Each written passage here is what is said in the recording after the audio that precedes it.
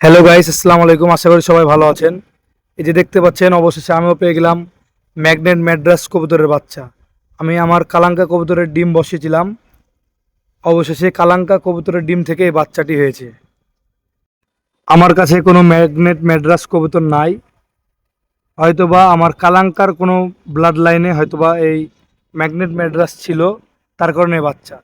Magnet Madras কবুতরের প্রচুর memory ভালো হয়।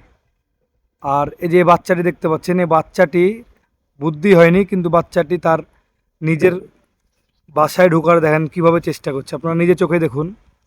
বাচ্চা কিন্তু একদম জিরো পরের, খাওয়াই শিখেনি। দেখুন কিরকম মেমোরি। ভিডিওটি ভালো লাগলে অবশ্যই লাইক দিবেন।